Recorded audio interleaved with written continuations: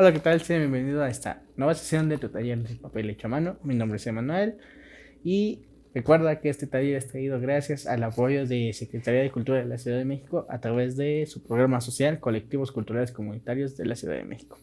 En esta ocasión vamos a dar una clase teórica sobre qué papel ha tenido literalmente el papel en la cuestión del hombre al transmitir su conocimiento, cómo surge, cuántos diferentes a lo mejor tipos de papeles son, sus utilidades en viejos momentos, viejas presentaciones, no porque no todas las presentaciones fueron en tamaño carta o en un libro.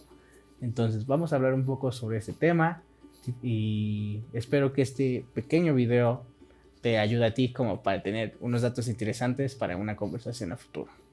Empecemos. Muy bien, empecemos con esta breve historia sobre el papel. Así es, vamos a hablar un poco de la historia y también al final vamos a ver cómo es el proceso actual del papel.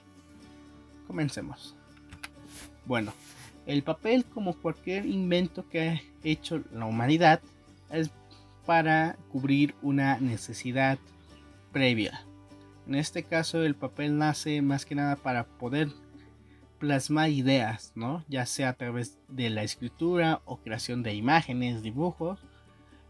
Y aparte también sirve para transmitir nuestras ideas, ¿no? Ya tenemos algo físico para transmitir nuestras ideas y que no se nos olvide. Antes del papel, el ser humano empezó a buscar otros medios en donde poder transmitir y crear imágenes. Un claro ejemplo de ello son las pinturas rupestres. En este caso tenemos la pintura rupestre de bisonte o búfalo de España. Las pinturas rupestres han acompañado a los hombres de las cavernas, por así decirlo, y la más antigua de hecho data alrededor del 70.000 a.C.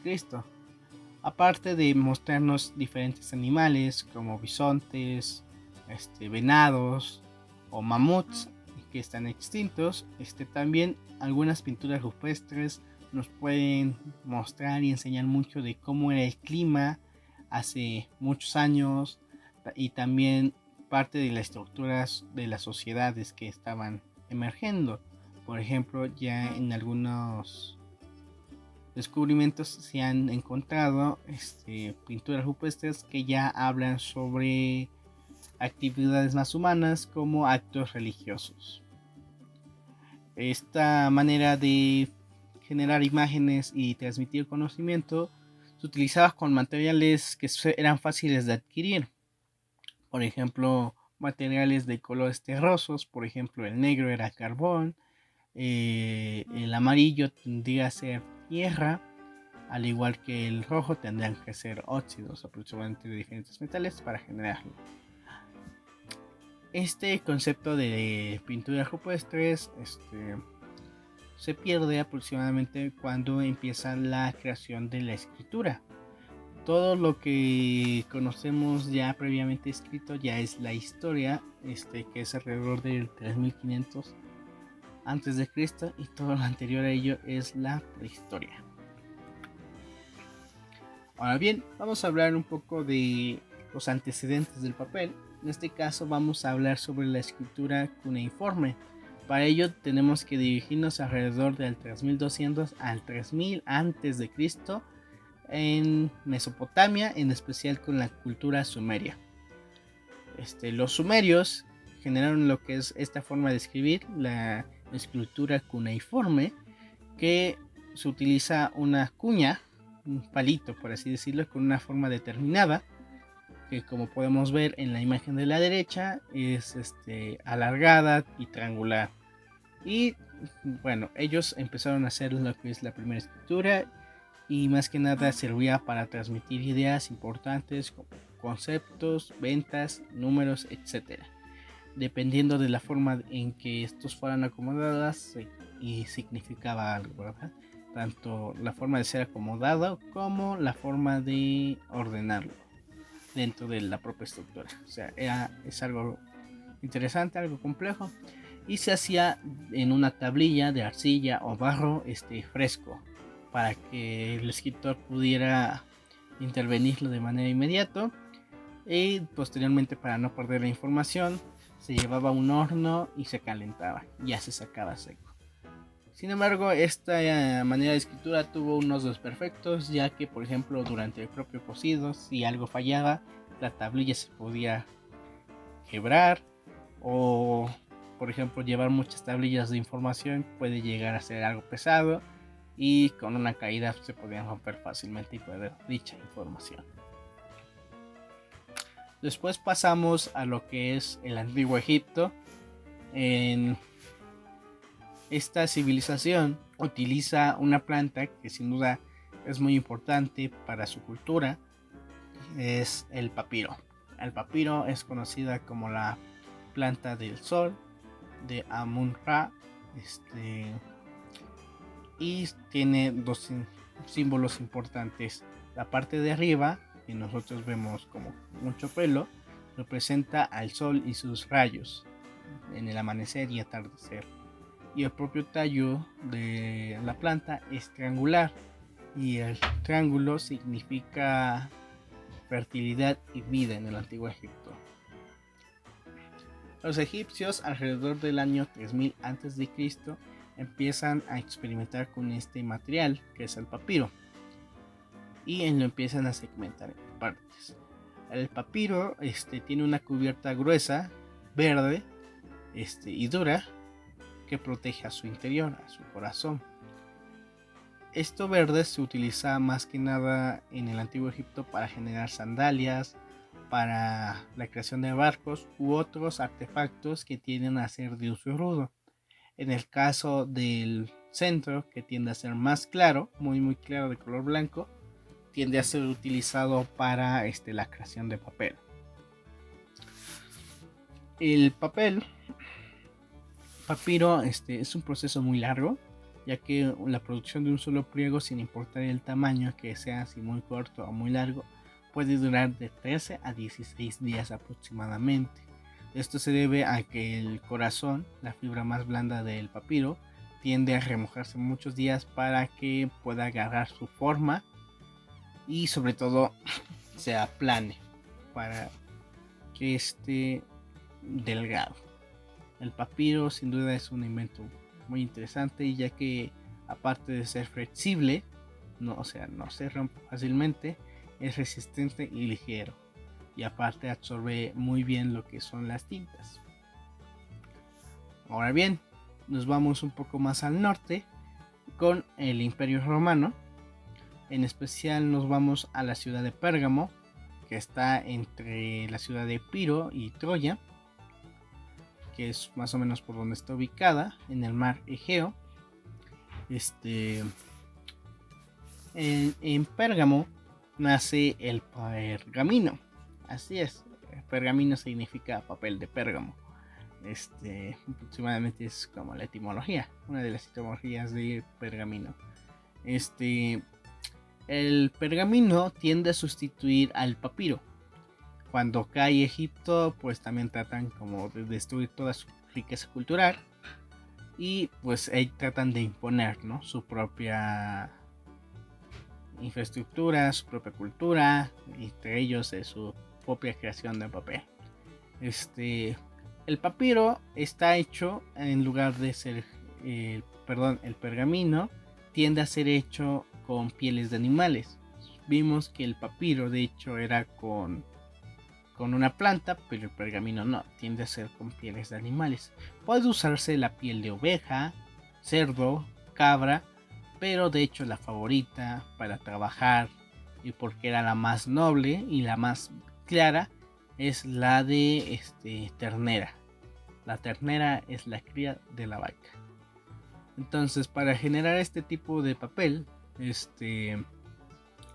tendía a sacrificarse de una manera especial la vaca, para evitar que la sangre se acumulara en la propia piel, sino que tendría que salir toda la piel, de preferencia, toda la sangre, y aparte había un proceso de curtido en el cual la piel se mojaba, se secaba, con cuchillos se estiraba, se le quitaban los pelos, y así constantemente. Era un proceso demasiado tardado, a tal grado que incluso un pliego de pergamino era demasiado caro. Esto hizo que fuera también a la vez su producción muy baja y no podía cubrir como toda la demanda necesaria. También un desperfecto que tenía el pergamino es que si te equivocabas con la tinta ya no podías solucionarlo, al igual que el papiro. Sin embargo, varios investigadores y maestros que empezaron a crear este tipo de papel dieron como pequeños consejos de cómo restaurarlo y cómo borrarlo, ya sea con tantita leche o aceites, ¿no? Aunque no se borraba en su totalidad, pero podían permitir que se volviera a escribir en el papel. Muy bien. Ahora vámonos hasta el otro lado del mundo, a China. En especial nos vamos al siglo II a.C. con la dinastía Han. En esta dinastía, del emperador Han, él tenía un consejero llamado Cai Lun. De hecho, Cai Lun fue el creador del papel como tal cual, el papel antecedente al que nosotros actualmente utilizamos. Su creación fue un secreto durante 8 largos siglos, fue un secreto nacional que más adelante vamos a ver cómo es que se perdió este secreto y se expandió por todo el mundo. La creación del papel fue más que nada para solucionar otro problema que existía. En China se hacían largos rollos de bambú, con tiras de bambú, mejor dicho, que vemos por ejemplo en la imagen inferior izquierda, que pues ellos bien escriben de derecha a izquierda. Luego tenían que cortar bastante bambú para generar un libro completo, por así decirlo. Entonces esto se enrollaba y pues terminaba siendo un rollo gigante a veces. Aparte de ser muy voluminoso, también tendría a ser muy pesado. Ahora imagínense transmitir todo el conocimiento de un lado a otro y que se te olvide algo con este sistema, es algo difícil, la verdad. Entonces el papel vino a solucionar grandes problemas. Y también un dato importante, junto con la creación del papel en aquel entonces, en el año 812 después de Cristo, China se le ocurre la gran invención del papel moneda. Así es, aquí en China también nace lo que son los billetes.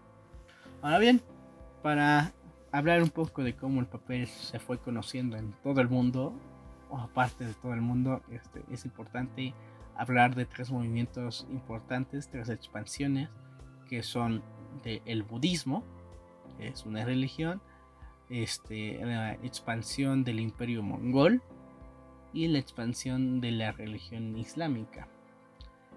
Pero vamos por partes.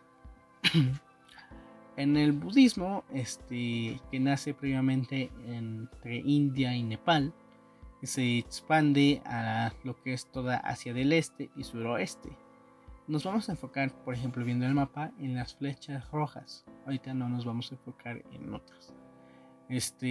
Ya que personalmente son las principales que fueron moviendo al budismo. El budismo podemos ver que fue tanto en la parte de Pakistán, Afganistán y el desierto de Gobi, y entró a China, así como también llegó por la parte del sur a través de Indonesia y Vietnam. El budismo llega a China durante cierto tiempo. El budismo tuvo un poder importante dentro de las dinastías chinas, ya que se convirtió en su momento como religión oficial de la propia dinastía. A tal grado que el budismo empezó a tener poder político, y es así como el budismo pudo conocer el secreto de la creación del papel. Así es. Después de ello lo conoció, se lo llevó a Corea, se lo llevó a Japón, a Vietnam y llegó a India. El secreto del papel se empezó a expandir y empezó a ser conocido. Propiamente lo manejaban los monjes, pero veremos que luego los monjes fueron obligados a generarlo. Ahora bien, pasamos a la expansión del Imperio Mongol. Nos fuimos del siglo 8 después de Cristo y ahorita estamos en el siglo 13 después de Cristo. El Imperio Mongol en sí se puede datar del año 1207 al 1227 después de Cristo. Los mongoles, dirigidos por Genghis Khan, se expanden por toda Asia, controlan Corea, Manchuria, que es un punto de unión entre China y Corea y Mongolia. Controlan esto. La dinastía Xia cae entre manos del Imperio Mongol, que es esta dinastía, una de las más importantes en aquel entonces, junto con la dinastía Jin y la dinastía Song. Todavía pues se salva un poquito, ¿no? En la historia de China hubo varias dinastías que se peleaban por el poder. Muy bien, entonces los mongoles se expanden desde el este de China, desde Corea, hasta llegar lo que es Europa. Tocaron de hecho Europa, en específico a Polonia.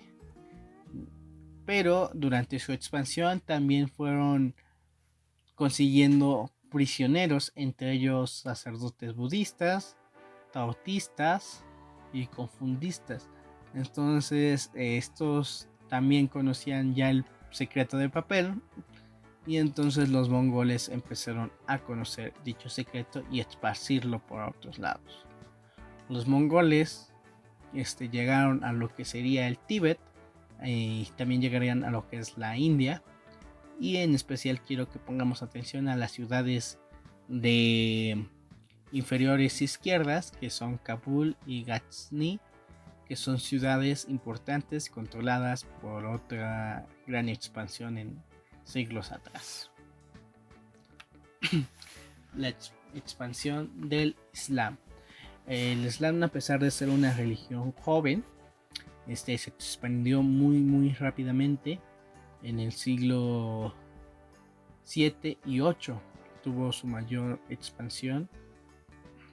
Y muy bien, si ponemos las fechas, fue primero el budismo introduciéndose, y después el Islam, ¿no? El Islam, y después llega los mongoles. Pero es importante tocar un poco los mongoles para que sepamos por qué es importante la ciudad de Kabul y Mansur. Estas dos ciudades son importantes, ya que, como sabremos, cuando lleguen los mongoles ya son controladas por árabes y musulmanes, ¿no? Entonces ya llegan aquí, pero también llega a suceder un choque de culturas.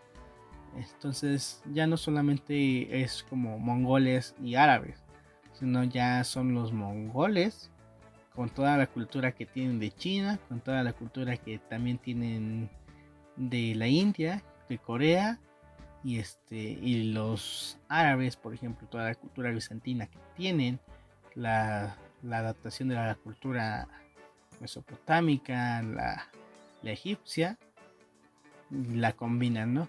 A tal grado de que en este punto de Kabul se hace una combinación muy importante de culturas.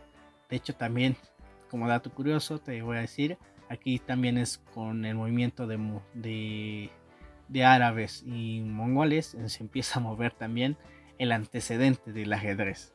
Así es, aquí también anda el ajedrez. Entonces, cuando los mongoles llegan a Kabul, llegan, por ejemplo, con el papel, aunque ellos, los árabes, ya tenían como conocimiento previo, ya con la fusión de incluso las culturas, ya empiezan a adquirir dicho conocimiento mejor y empiezan a hacer incluso sus propios escritos de cómo generar papel. Entonces Kabul es como un punto importante. Los árabes musulmanes transmiten el conocimiento del papel, llegando a la ciudad de Damasco y a la ciudad de Jerusalén. De aquí se divide en dos partes el trayecto del papel para entrar a Europa. Una es por la parte norte de África y otra es entrar por el Imperio Bizantino.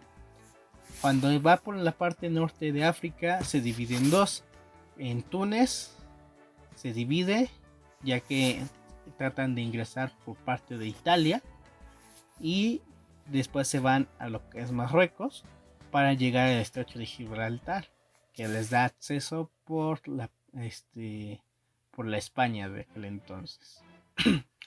Y llegan, por ejemplo, a la ciudad de Córdoba. La expansión del papel es importante gracias a los musulmanes, ya que gracias a ellos se empezaron a generar diferentes talleres de papel a lo largo de su expansión. De hecho, en Córdoba existió uno de los primeros talleres de creación de papel en Europa. Así es, gracias a ellos el papel llega a Europa. Y aquí en Europa va a tener un auge el papel.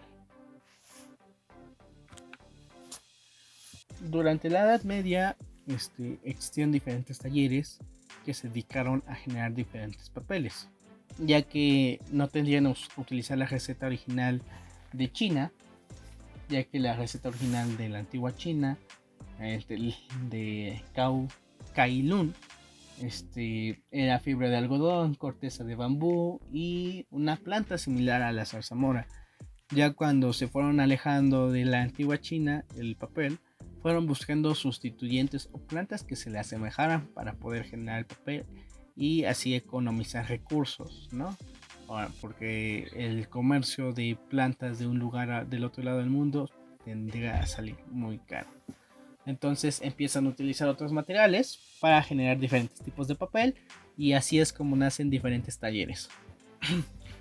Los talleres, para identificarse, empiezan a generar lo que hoy día conocemos como marcas de agua.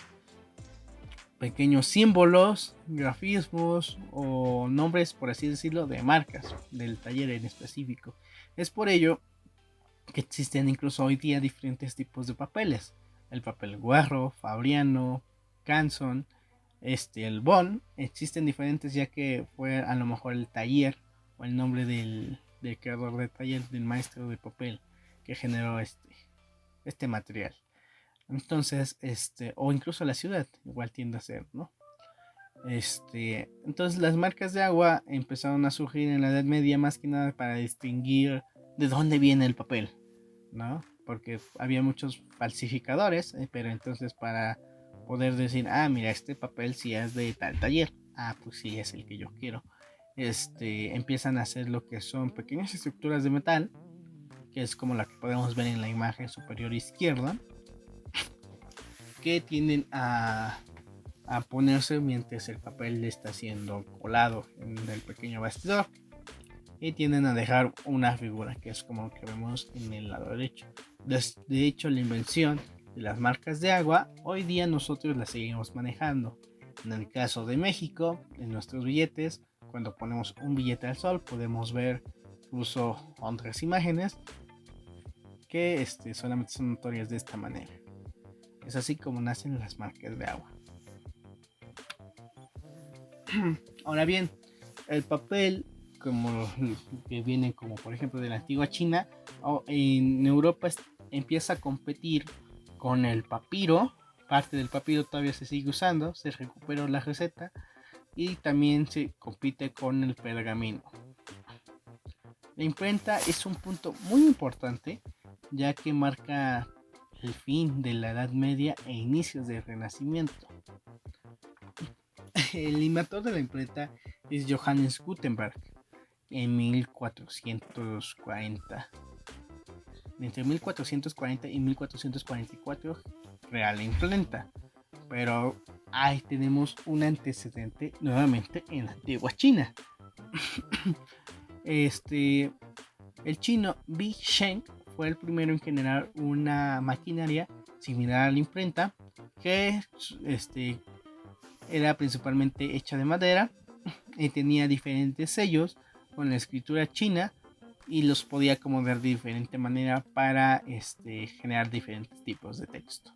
Sin embargo, el problema que tenía esta máquina es que al ser los sellos de madera y toda la estructura de la máquina de madera tendía a deteriorarse muy rápido. Entonces Johannes Gutenberg fue el que mejoró dicha técnica y generó lo que conocemos como la prensa de impresión, y empezó a generar diferentes sellos, pero en esta ocasión de una aleación especial de metales para que le duraran más y aguantaran la presión necesaria para poderlos entintar y ponerlos a presión. Gutenberg principalmente empezó a investigar la imprenta con el fin de poder generar Biblias o libros para que fueran más económicos, ya que por ejemplo adquirir una Biblia en aquel entonces era algo costoso, algo que solamente podían ver cada 5 generaciones poder comprar a lo mejor una Biblia, y de las más baratas, porque tendrían a ser caras, porque eran con pergamino, y como sabemos el pergamino era muy tardado, muy caro, muy escaseoso. Y aparte, a través de las ilustraciones que se hacían previamente en el papel, cada una de ellas era a mano, al igual que la escritura, pues tendían a ser las únicas. Y también otro error que veía Gutenberg en los libros es que usualmente, a pesar de que es el mismo libro, por ejemplo la Biblia, tendían a tener otras palabras, otras interpretaciones, y no siempre decían casi lo mismo. Entonces Gutenberg, al generar la imprenta, corrige todos estos errores, ¿no? Y por ende genera libros de manera más rápida, y él empieza a utilizar lo que es el papel, ya que tiende a ser más barato, más práctico, mucho más económico, sobre todo lo económico, para que la gente pudiera adquirir sus Biblias, sus libros, lo que ellos quisieran comprar. Sin embargo, la receta de papel no tuvo ninguna modificación, sino fue hasta el siglo de las luces. Estamos hablando ya de siglo XVIII, XIX, cuando empieza la Revolución Francesa. La impresión era algo indispensable para generar propaganda, para la lucha, y se tendía a utilizar lo que son prendas de vestir, trapos, se ponían en agua, se ponía a que las propias prendas se echaran a perder, soltaran sus químicos y se generara papel. Es por ello que también durante el siglo de las luces hubo una escasez de prendas de vestir, porque se utilizaban para hacer este tipo de propaganda. Sin embargo, el físico, polímata y entomólogo René Antoine Reaumur, perdón, a través de sus investigaciones entomológicas, que la entomología se dedica más que nada a la investigación sobre el comportamiento de los insectos, a categorizarlos, todo el estudio que tenga que ver con ellos, empieza a darse cuenta de algo interesante con las avispas.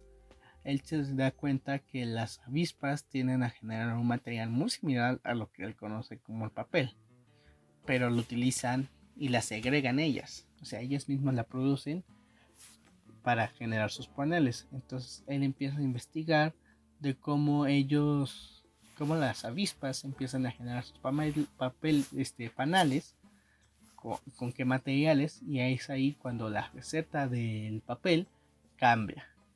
Es por ello que hoy día utilizamos troncos de madera, ya sea de pino, eucalipto o encino, en lugar de, por ejemplo, mucho algodón, bambú y otras plantas. La receta que más o menos pudo intuir René por las avispas es la que nosotros incluso hoy día podemos utilizar. Bueno, y la que se utiliza en la producción industrial de papel. Para generar una tonelada de papel, aproximadamente se necesitan 2 toneladas de árboles. Así es, 2 toneladas de pura madera. Después, los troncos de madera tienden a separarse de la corteza, se empiezan a triturar a tantos pedacitos que en un proceso que es conocido como el astillado. Después de varios lavados de los pedazos de madera a temperaturas calientes, se empiezan a colar, se empiezan a triturar y se empieza a separar lo que es la celulosa con resinas que tiene propia madera. Posteriormente, después de tanto colado y tanto trabajo de separación, ya cuando se tiene la celulosa del papel, se tiende a pasar por otro proceso que, si de ser necesario, es la pigmentación de los papeles. Por ejemplo, para generar el papel de color blanco que nosotros conocemos, se utiliza lo que es el dióxido de cloro.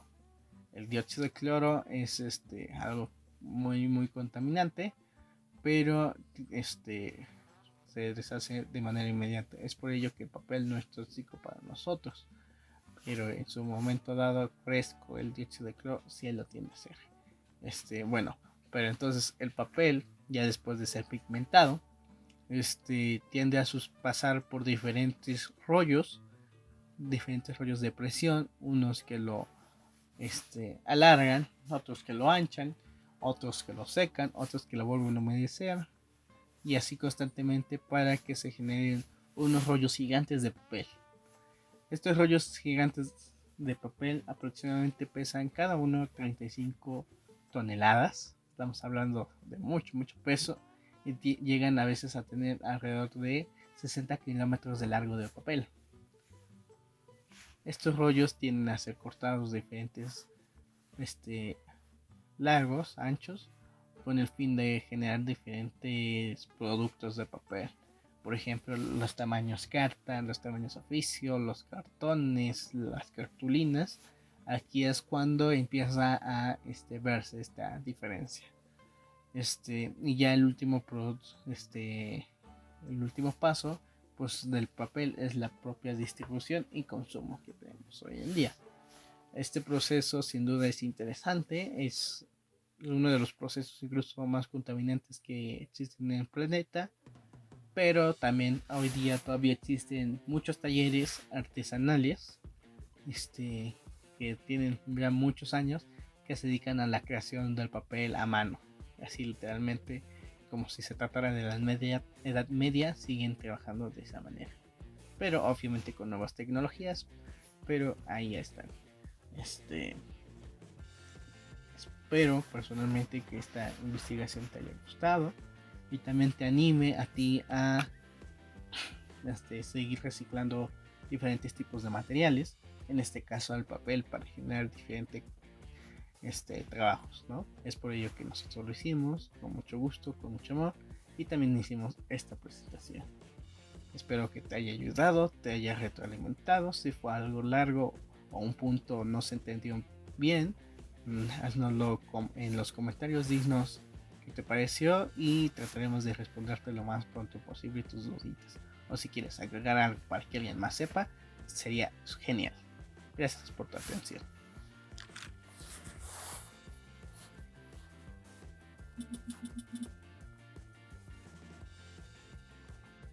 Muy bien, dicho todo esto de la presentación, espero que te haya servido para que tengas unos datos ahí curiosos, alguna información extra de cómo fue surgiendo lo que hoy conocemos como el papel. Espero te haya servido de mucho. Sería todo de mi parte por esta sesión y quiero agradecerte por estar pendiente de este video. Recuerda que también está el trabajo de mi compañera Aranza en su pequeño blog de taller de pintura sobre tela, y recuerda que siempre mi compañero Mano está atrás de cámara. Cualquier duda o sugerencia nos la puedes hacer llegar a través de la sección de comentarios. También puedes seguirnos en nuestras redes sociales y con gusto te atenderemos. Sería todo de mi parte y hasta la próxima.